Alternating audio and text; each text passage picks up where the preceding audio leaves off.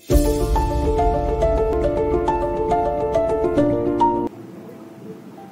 hello students. Welcome to Pudiyugam Academy. நம்ம வந்து TNPSC syllabus ஃபுல்லாவே வந்து Tamil Nadu school text book wise டாபிக்ஸா பார்த்துட்டு இருக்கோமா. ஸோ அந்த வகையில் இன்னைக்கு 9th ஸ்டாண்டர்ட் பாலிட்டியில் லோக்கல் செல்ஃப் கவர்மெண்ட் தான் பார்க்க போறோம். உள்ளாட்சி அமைப்புகள் பத்தி தான் பார்க்க போறோம். சரிங்களா?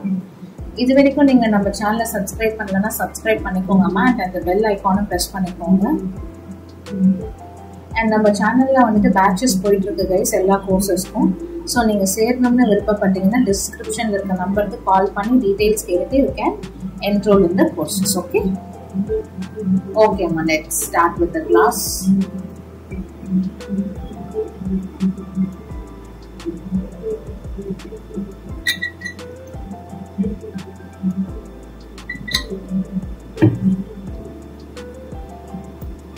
ஸோ லோக்கல் செல்ஃப் கவர்மெண்ட்னா உள்ளாட்சி அமைப்புகள் அப்படின்னு சொல்லுவாங்கம்மா. ஓகேங்களா? ஸோ அதாவது பேசிக் யூனிட் அடிமட்டத்துல இருந்து வந்துட்டு பாத்தீங்கன்னா உள்ளூர் தேவைகளுக்காக வந்துட்டு உள்ளாட்சி அமைப்புகள் வந்துட்டு இயங்குது. So history of background. So உள்ளாட்சி அமைப்பு வந்துட்டு பாத்தீங்கன்னா பிற்கால சோழர்கள் அப்புறம் தஞ்சை பேரரசு காலத்துல வந்துட்டு உச்ச நிலையில இருந்திருக்கு. அப்புறம் வந்துட்டு பாத்தீங்கன்னா மௌரிய பேரரசு காலத்துலயும் வந்துட்டு உள்ளாட்சி அமைப்புகள் வந்துட்டு இருக்கு. And Tamil medium students Tamil slide வர வரைக்கும் வெயிட் பண்ணாதீங்கம்மா. நான் எக்ஸ்பிளைன் பண்ணும் போதே ரன்னிங் நோட்ஸ் எடுத்துக்கோங்க. பைலிங்குவலா தான் சொல்லிட்டு இருக்கேன். ஸோ ரிப்பன் அவர்கள், லார்ட் ரிப்பன் அவர்கள் 1882ல வந்துட்டு பாத்தீங்கன்னா மக்களாட்சி முறை அடிப்படையில உள்ளாட்சி அமைப்புகளை வந்துட்டு தோற்றுவிக்கணும், உள்ளாட்சி அமைப்புகளை தோற்றுவிக்கணும்னு சொல்லி அந்த அமைப்புகளுக்கு ஒரு அடித்தளம் இட்டிருப்பார், ஒரு பேஸ் வந்துட்டு கிரியேட் பண்ணிருப்பார் Lord Ripon. So Lord Ripon is called as father of local governments. உள்ளாட்சி அமைப்புகளின் தந்தை அப்படின்ட்டு அழைக்கப்படுறவர் யாருன்னு கேட்பாங்க, ரிப்பன் பிரபு அவர்கள். சரிங்களா? சோ 1882ல உள்ளாட்சி அமைப்புகளை அறிமுகம் செய்யறதுக்காக வந்துட்டு பாத்தீங்கன்னா ரிப்பன் பிரபு அவர்கள் வந்துட்டு சொல்லியிருப்பார். So 1882 this is what. So 1935 Indian government ஆக்ட்க்கு அப்புறம் மாகாணங்களுக்கு வந்துட்டு தன்னாட்சி அப்படின்றது வந்துச்சுமா, ப்ராவின்ஷியல் ஆட்டோனாமி அப்படின்றது வந்துச்சு. ஓகேங்களா? சோ இது 1937ல நடைமுறைக்கு வந்தது. சோ அப்பதான் எலெக்ஷன்ஸ்ல காங்கிரஸ் வின் பண்ணாங்க, எலெக்ஷன்ஸ்ல காங்கிரஸ் பார்ட்டிசிபேட் பண்ணி வின் பண்ணாங்க. ஓகேங்களா? சோ அப்ப காந்தியடிகள் என்ன சொல்லியிருப்பாருன்னா, சோ காந்தியடிகளுக்கு எப்பவுமே வந்துட்டு கிராமங்கள்ல வந்துட்டு இண்டிபெண்டன்ஸ் வேணும் அப்படின்ட்டு அவர் நினைச்சிருப்பாரு. சோ கிராமங்கள் பஞ்சாயத்துல எல்லாம் வந்துட்டு அதிகமா வந்துட்டு என்னன்னா அவங்களுக்கான சுதந்திரம் வந்துட்டு அவங்களுக்கு வழங்கப்படணும்னு சொல்லியிருப்பாரு. சோ காந்தியன் ஐடியல் தான் கிராம ஸ்வராஜ். ஓகேங்களா? அதாவது கிராமங்களில் குடியரசு அப்படின்ற மாதிரி சொல்லுவாங்க. சோ லோக்கல் செல்ஃப் கவர்மெண்ட் கொடுத்தது லார்ட் ரிப்பன் அவர்கள் 1882. சோ இந்தியா விடுதலைக்கு பின் உள்ளாட்சி அமைப்புகள் 1957 இருந்து 1986 வரைக்கும் பாத்தீங்கன்னா 4 முக்கிய குழுக்கள் உருவாக்கப்பட்டிருக்குமா. சரிங்களா? சமூக அபிவிருத்தி திட்டம், தேசிய நீட்டிப்பு சேவை, இந்த மாதிரி பஞ்சாயத்து ராஜ் சட்டத்திற்கு அடிப்படையா இது எல்லாமே திகழ்ந்திருக்கு.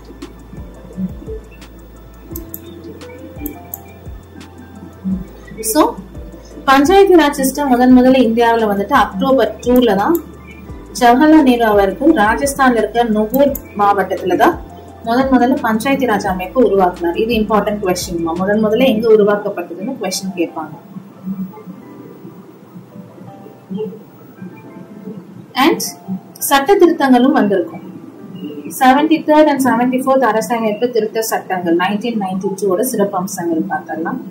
ஊராட்சி மற்றும் நகராட்சி உள்ளாட்சி அமைப்பு நிறுவனங்களா செயல்படுது. குடியரசு அமைப்போட அடிப்படை அலகுகள் என்னன்னா வாக்காளர்களை பதிவு செய்யப்பட்டிருக்க உரிய வயது கொண்டவரை நம்ம வந்துட்டு கிராம சபையில வந்துட்டு அந்த கிராம சபையோட உறுப்பினர்களா அங்கீகரிக்கணும். அண்ட் கிராமங்கள் இடையில காணப்படுற வட்டாரம், மண்டலம், மாவட்ட அளவுல ஊராட்சிகள் அப்படின்னு சொல்லிட்டு 3 அடுக்கு முறை வந்துட்டு செயல்படணும்னு சொல்லியிருப்பாங்க. நேரடி தேர்தல் மூலியமா தான் இந்த இடங்களை நிரப்பணும், ரெப்ரசன்டேட்டிவ்ஸ் நிரப்பணும். பஞ்சாயத்து தலைவர் இடங்கள்ல பட்டியலினத்தவர், பழங்குடியினருக்குலாம் வந்துட்டு மக்கள் தொகை அடிப்படையில ரிசர்வேஷன்ஸ் கொடுக்கணும். அண்ட் பெண்களுக்கு 1/3 ஆஃப் ரிசர்வேஷன்ஸ் கொடுக்கணும். அண்ட் ஒரே மாதிரியான 5 ஆண்டு பதவி காலம் தான், 5 years tenure தான் இருக்கு. So committees and recommendations பார்த்தோம்னா முதல்ல பல்வந்த் ராய் மேத்தா குழு 1957. சோ இவங்க என்ன சொல்லியிருப்பாங்கன்னா 3 அடுக்கு பஞ்சாயத்து ராஜ் அமைப்பு 3 tier பஞ்சாயத்து ராஜ் சிஸ்டம் இருக்கணும்னு சொல்லியிருப்பாங்க. அதாவது கிராம லெவல்ல கிராம ஊராட்சிகள் அது எல்லாமே டைரக்ட் எலெக்ஷன் தான், நேரடி தேர்தல். வட்டார அளவுல பஞ்சாயத்து சமிதி, மாவட்ட லெவல்ல ஜில்லா பரிஷத், மாவட்ட லெவல்ல இருக்க ஜில்லா பரிஷத்துக்கு மட்டும் மறைமுக தேர்தல் வைக்கணும்னு இவர் சொல்லியிருப்பாரு. நெக்ஸ்ட் அசோக் மேத்தா குழு. இந்த குழுவோட டைம் பீரியட் பாத்துக்கோங்கம்மா, எல்லாத்துக்கும் டைம் பீரியட் கேட்பாங்க. 1977 to 78. இவரு 2 tier சிஸ்டமே போதும்பா, 2 அடுக்கு முறை போதும், அரசியல் கட்சிகள்லாம் வந்துட்டு தேர்தல்ல பங்கு பெறணும்னு சொல்லியிருப்பாரு. நெக்ஸ்ட் ஜிவிகே ராவ் குழு 1985. இது என்ன, இது வந்துட்டு பிளானிங் கமிஷனால அப்பாயிண்ட் பண்ணப்பட்ட குழு. இதான் டிஎன்பிஎஸ்சி குரூப் 1 கொஸ்டின். திட்டக்குழுவால நியமிக்கப்பட்ட குழு எதுன்னு கேட்பாங்க, ஜிவிகே ராவ் குழு.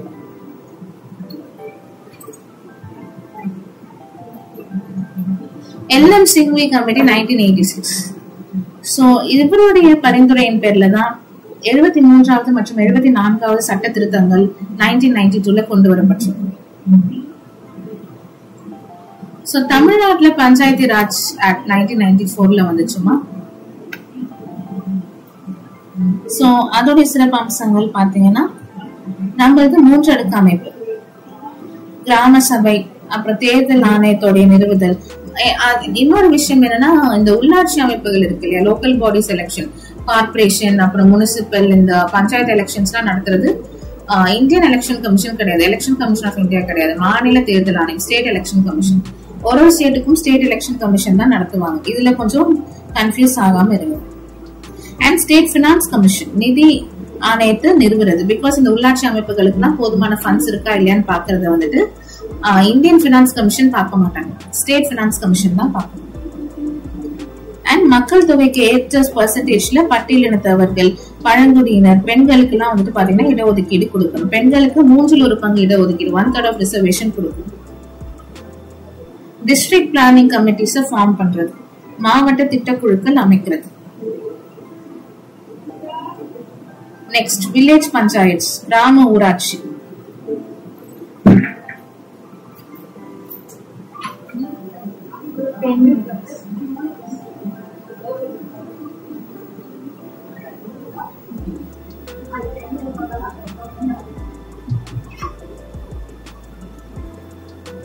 சோ கிராமங்கள்ல செயல்படும் உள்ளாட்சி அமைப்புகள் கிராம ஊராட்சி அப்படின்னு சொல்லுவாங்க, சரிங்களா.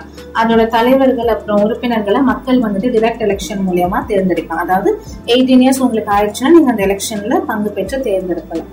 டென்யூர் பதவி காலம் வந்துட்டு 5 years தான்.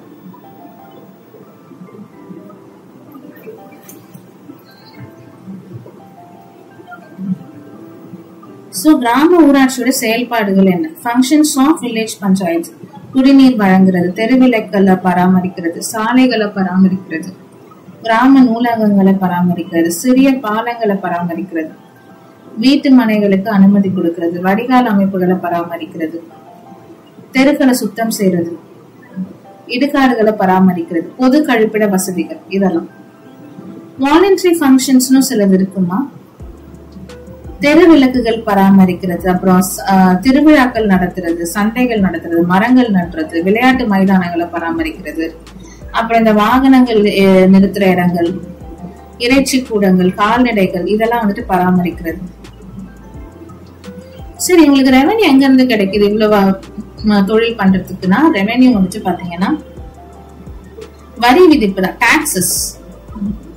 சோ இவங்க என்னெல்லாம் வரி கலெக்ட் பண்றாங்க? சொத்து வரி, தொழில் வரி, வீட்டு வரி, குடிநீர் இணைப்புக்கான கட்டணம், நிலவரி, கடைகள் மீதான வரி. அண்ட் குடவோலை முறை பத்தி நம்ம உத்திரமேரூர் இன்ஸ்கிரிப்ஷன் சொல்லுது, உத்திரமேரூர் கல்வெட்டு. ஓகேங்களா. சோ காஞ்சிபுரம்ல இருக்கு, முதலாம் பரந்தக்க சோழனுடைய கல்வெட்டு. சரிங்களா. சோ இது வந்துட்டு என்னன்னா, சோழர்கள் அன்றைய காலகட்டத்திலேயே மக்களாட்சியை ஃபாலோ பண்ணிருக்காங்க அப்படின்றதுக்கு ஒரு மிக சிறந்த சான்று. சோ நீங்க அதுக்கு அந்த எலெக்ஷன்ல நிக்கிறவங்களுக்கு வந்துட்டு பாத்தீங்கன்னா ஒண்ணு நீங்க நிலத்தை சொந்தமா வச்சிருக்கணும், இல்ல வீடுகளை சொந்தமா வச்சிருக்கணும். சரிங்களா, படிச்சிருக்கணும். சோ உங்களோட பெயர்கள் எல்லாம் வந்துட்டு அந்த பானையில போட்டுட்டு ஒரு எலெக்ஷன் அப்போ ஒரு சின்ன பையனை கூப்பிட்டு இல்ல சின்ன பொண்ணை கூப்பிட்டு அந்த பானையில இருந்து ஒரு சீட் எடுக்க சொல்லுவாங்க. அந்த சீட்ல உங்க பேர் வந்துச்சுன்னா நீங்க தான் வந்துட்டு அந்த வில்லேஜ்க்கு வந்துட்டு பாத்தீங்கன்னா நிர்வாகி. அண்ட் நாம தான் இண்டிபெண்டன்ஸ்க்கு அப்புறம் Madras village panchayat act first start பண்ணது 1950. மெட்ராஸ் பஞ்சாயத்து ஆக்ட் 1958ல வந்துச்சு. சோ கிராம சபையில வந்துட்டு பாத்தீங்கன்னா அந்த கிராம உறுப்பினர்கள் தாமா இருப்பாங்க. ஓகேங்களா, சோ அவங்கதான் வந்து 18 வயதிற்கு மேலுடையவரா நீங்க அந்த மீட்டிங்ஸ்ல நீங்களும் வந்துட்டு பார்ட்டிசிபேட் பண்ணலாம். கிராம சபையில மீட்டிங்ஸ் வந்துட்டு பாத்தீங்கன்னா ஒரு வருடத்திற்கு 4 முறை வந்துட்டு கண்டிப்பா கூட்டங்கள் வந்துட்டு நடத்தப்படணும்னு சொல்லியிருக்காங்க. சோ அது எந்தெந்த இயர் அப்படின்றது Group 1, Group 2, Group 4 எல்லா பேப்பர்லயுமே கேட்டாங்க. குடியரசு தினம் Jan 26, May 1 உழைப்பாளர் தினம், August 15 independence day, October 2 Gandhi Jayanti. So இந்த 4 டேஸ்ல கண்டிப்பா வந்துட்டு கூட்டம் நடத்தி ஆகணும். பஞ்சாயத்து யூனியன், ஊராட்சி ஒன்றியம். சோ நிறைய ஊராட்சிகளை ஒன்றிணைந்த ஊராட்சி ஒன்றியம் அப்படின்றதே ஃபார்ம் ஆச்சு. சோ மக்கள் வந்துட்டு ஊராட்சி ஒன்றிய உறுப்பினர்கள் அதாவது கவுன்சிலர்ஸ் வந்துட்டு டைரக்ட் எலெக்ஷன் மூலமா தேர்ந்தெடுப்பாங்க. அண்ட் உறுப்பினர்கள் வந்துட்டு அவங்கள ஒருவரை ஊராட்சி ஒன்றிய தலைவரா சேர்மனா வந்துட்டு தேர்ந்தெடுத்துருவாங்க. சோ ஃபர்ஸ்ட் பஞ்சாயத்து டிஸ்ட்ரிக்ட், அப்புறம் யூனியன், அப்புறம் தான் village panchayat. Functions of panchayat union, ஊராட்சி ஒன்றியத்தோட பணிகள்: குடிநீர் வழங்குறது, கிராம சுகாதார நிலையங்களை வந்துட்டு பராமரிக்கிறது, சாலைகள் பராமரிப்பு, மகப்பேறு விடுதிகளை நிறுவுறது, பொது கண்காட்சிகள் நடத்துறது, கால்நடை மருத்துவமனைகள் நிறுவுதல், சமூக காடுகளை பராமரிக்கிறது, துவக்கப்பள்ளி கட்டிடங்கள்ல சீர் செய்யறது. சோ இந்த மாதிரி விஷயங்கள்லாம். சோ மாவட்ட ஆட்சியர், திட்ட அலுவலர், அப்புறம் இந்த சம்பந்தப்பட்ட வட்டார வளர்ச்சி அலுவலர் எல்லாம் வந்துட்டு இந்த ஊராட்சி ஒன்றியத்தோட வளர்ச்சி பணிகளை சூப்பர்வைஸ் பண்ணுவாங்க.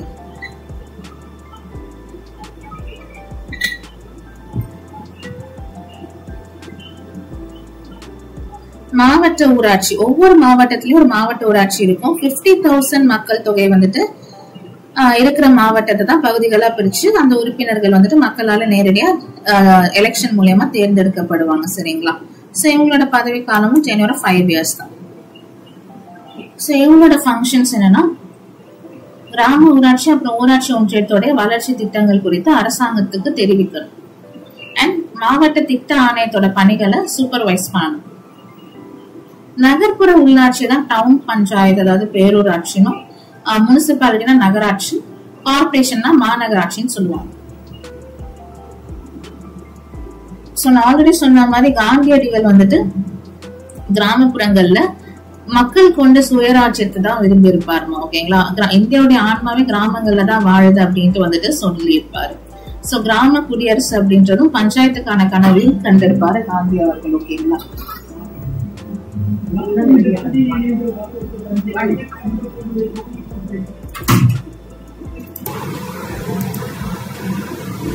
சோ இதான் காந்தி வலியுறுத்தினதுமா. ஓகேங்களா,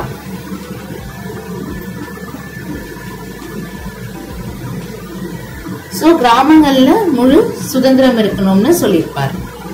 நெக்ஸ்ட் டவுன் பஞ்சாயத்து அப்படின்றது வந்துட்டு பேரூராட்சி. ஓகேங்களா, சோ 10,000க்கும் அதிகமான மக்கள் வாழ்ற பகுதி தான் வந்துட்டு பேரூராட்சி அப்படின்னு சொல்லுவாங்க.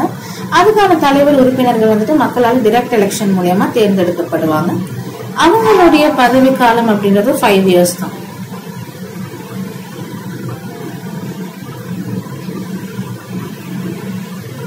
நெக்ஸ்ட் நகராட்சி, முனிசிபாலிட்டி.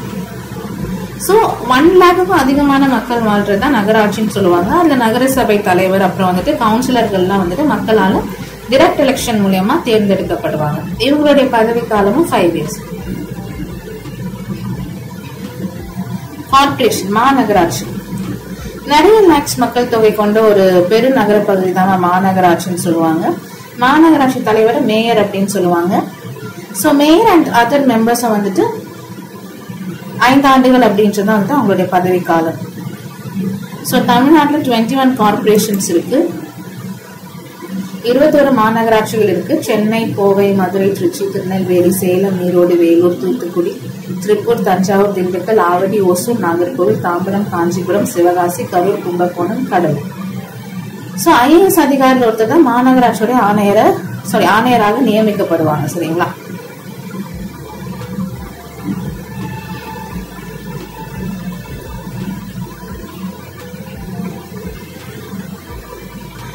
ஓகே, மேயரோட ஃபங்க்ஷன்ஸ் பார்த்தரலாம். மாநகராட்சி தலைவர் மேயருடைய முக்கியமான பணிகள் என்னன்னு பாத்தீங்கன்னா, அரசுக்கும் மாநகராட்சி உறுப்பினர்களுக்கும் இடையே ஒரு பாலமா வந்துட்டு மேயர் செயல்படுவாங்க. மாநகராட்சி குழு கூட்டங்களுக்கு வந்துட்டு தலைமை வகிக்கிறது, வெளிநாட்டு பிரமுகர்களை வரவேற்கிறது, இந்த மாதிரி விஷயங்கள். நகர்ப்புற பஞ்சாயத்துகள், அறிவிக்கப்பட்ட பகுதி குழுக்கள், நகர் பகுதி குழுக்கள், ராணுவ குடியிருப்பு வாரியம், குடியிருப்புகள், துறைமுக பொறுப்பு கழகம், சிறப்பு நோக்க நிறுவனம். இதெல்லாம் தமிழ்நாட்டுல உள்ளாட்சி அமைப்புகளுடைய தேர்தல்கள். உள்ளாட்சி அமைப்புகள் தேர்தல்களை வந்துட்டு பொது தேர்தல்கள் மாதிரி மாநில தேர்தல் ஆணையம் தான் நடத்துவாங்க. அதுலயும் வாக்காளர் பட்டியல் வந்துட்டு தயாரிக்கிறது, பட்டியல் இனத்தவர், பழங்குடியினர், பெண்களுக்கு வந்துட்டு சுழற்சி முறையில மக்கள் தொகை பெர்சன்டேஜ்ல இடஒதுக்கீடு ரிசர்வேஷன்ஸ் கொடுக்கறது, இதெல்லாம் இருக்கு. உள்ளாட்சி அமைப்புகள் எதிர்கொள்ளும் பிரச்சனைகள் என்ன? நம்மளுடைய மக்களாட்சிக்கு உள்ளாட்சி அமைப்புகள் தான் ஒரு அடிப்படை பேஸ் அப்படின்னு சொல்றாங்க. அதோட செயல்பாட்டிற்கு வந்து முக்கியத்துவம் அளிக்கணும். இருந்தாலும் அவங்களுக்கு சில சிக்கல்கள் இருக்கு. உள்ளாட்சி அமைப்புகளோட பணிகள் அப்புறம் அதிகாரங்கள் பற்றி ஒரு தெளிவான வரையறை இல்லாம அண்ட் நிதி ஒதுக்கீடு, தேவை மதிப்பீடு இதெல்லாம் வந்துட்டு ஒத்து போறது இல்லை. உள்ளாட்சி அமைப்புகள் எடுக்கும் முக்கிய முடிவுகள்ல சாதி, வகுப்பு, சமயம் இந்த மாதிரி 3 முக்கிய பங்காற்றுது. ஓகேங்களா? 3 முக்கியமா வந்துட்டு இந்த 3 விஷயங்களை பார்த்தா எடுப்பாங்க. மக்களாட்சியோட அடிப்படை நிலையில அலுவலர்கள் அப்புறம் தேர்ந்தெடுக்கப்பட்ட உறுப்பினர்களுடைய சில சமயம் அவங்க பொறுப்பற்ற நிலையை வந்துட்டு சொல்லியிருக்காங்க. ஈவர் அவர்கள் வந்துட்டு 1917 இருந்து ஈரோடு நகராட்சியோடைய பெருந்தலைவரா பதவி வகிச்சிருக்காரு. ஈரோடு நகராட்சி மக்களுக்கு முறையான குடிநீர் வசதி, சுகாதார வசதிகளை ஏற்படுத்தி தந்திருக்காரு. 1919 குழாய் மூலம் குடிநீர் விநியோக முறையை பெரியார் அவர்கள் வந்துட்டு செயல்படுத்தியிருக்காரு. ஓகேவா? இதே தாமா தமிழ்லயும் அந்த இது அமெண்ட்மெண்ட்ஸ் பார்த்துட்டு இருக்கணும். சரிங்களா? சட்ட திருத்தம், அப்புறம் இந்த 4 கமிட்டிஸ் எந்த இயர்ல ஸ்டார்ட் ஆச்சு, அவங்க என்னென்ன சொல்லியிருக்காங்க அப்படின்றத வந்துட்டு பாத்துக்கணும். இந்த 4 டேட்ஸ் இது கேட்காத கொஸ்டின் பேப்பர் இல்லை, நான் ஆல்ரெடி சொல்லியிருப்பேன். அண்ட் நகராட்சினா என்ன, மாநகராட்சினா என்ன, எத்தனை மக்கள் தொகை, அந்த பாப்புலேஷன் கேட்பாங்க. சரிங்களா? அந்த பாப்புலேஷனை பாத்துக்கணும். இப்ப நம்ம புக் பேக் கொஸ்டின்ஸ் போயிடலாமா?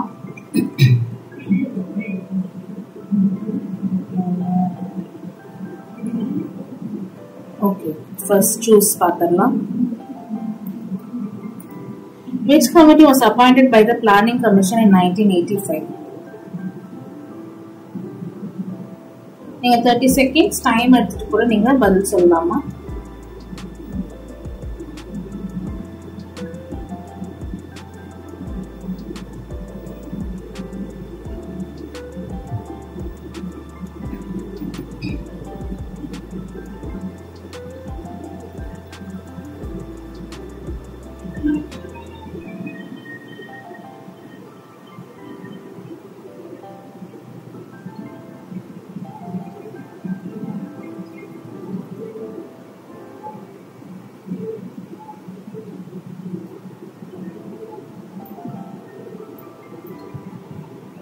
பிளானிங் கமிஷனால அப்பாயிண்ட் பண்ணப்பட்ட committee GVK Rao committee.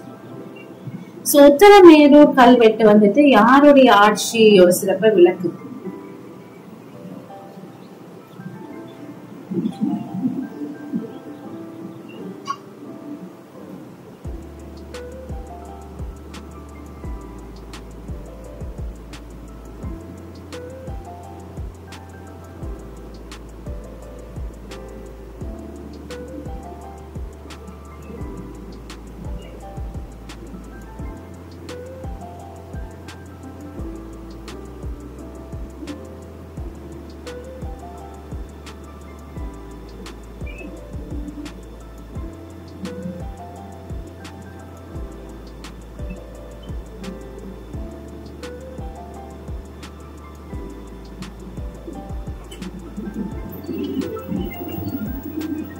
So சோழர்கள் காலத்து தான் குறிப்பிடுது.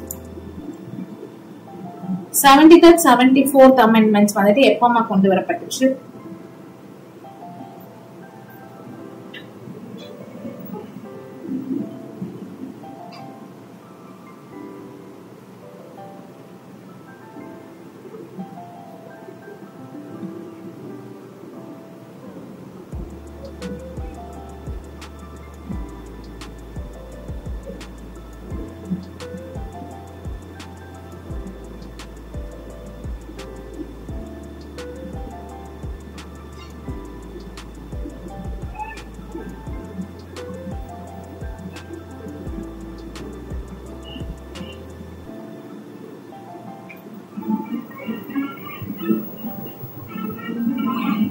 So 1992ல கொண்டு வரப்பட்டது. வில்லேஜ் பஞ்சாயத்தோட இன்ஸ்பெக்டர் வந்துட்டு யாருமா?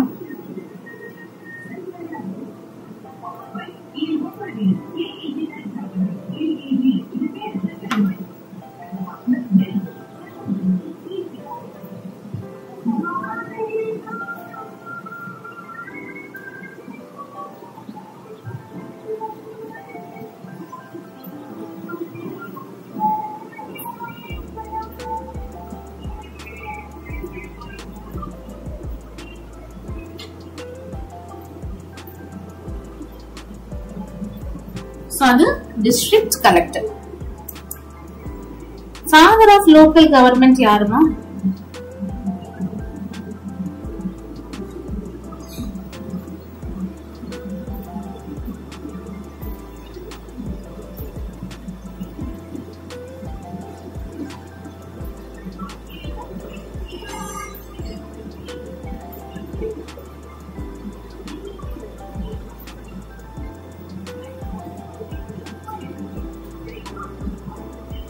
So அது ரிப்பன் பிரபு அவர்கள். Next, restoration of has become an article faith during our freedom struggle. So panchayats தான். சோழர்கள் காலத்து டெமோக்ரஸிக்கு பேர் என்னமா? சீக்ரெட் பேலட் எலெக்ஷன் சொன்ன இல்லையா, உத்திரமேரு கல்வெட்டு, அந்த முறைக்கு பேர் என்ன?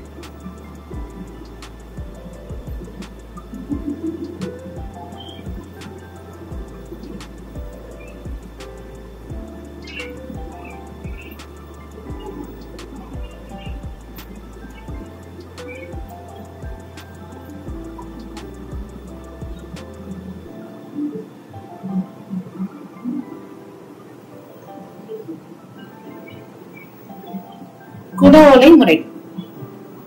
Local government which function in villages are called. கிராமங்கள்ல இருக்கிற கூட்டாட்சி முறை பேர் என்னமா?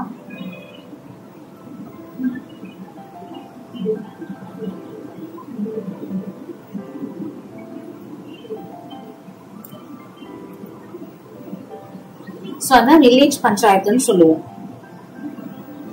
டவுன் பஞ்சாயத்தோட நிர்வாகத்தை பாக்குறவர் பேர் என்ன?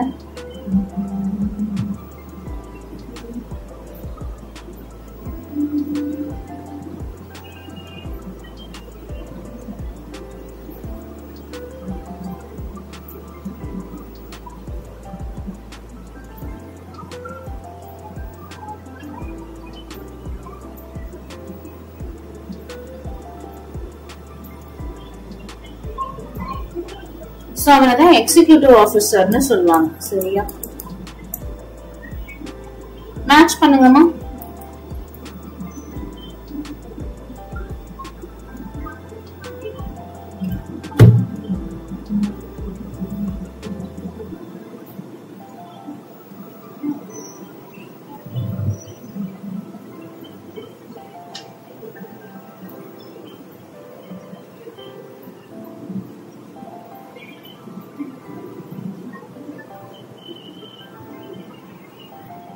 So ஜில்லா பரிஷத் வந்துட்டு முனிசிபாலிட்டிஸ், கிராம சபான்றது வில்லேஜஸ், வார்ட் கமிட்டிஸ்னா வந்துட்டு சாரிமா வெயிட் ஜில்லா பரிஷத்தோட ஹெட் வந்துட்டு டிஸ்ட்ரிக்ட் கலெக்டர், வார்ட் கமிட்டிஸ் தான் வந்துட்டு முனிசிபாலிட்டிஸ்,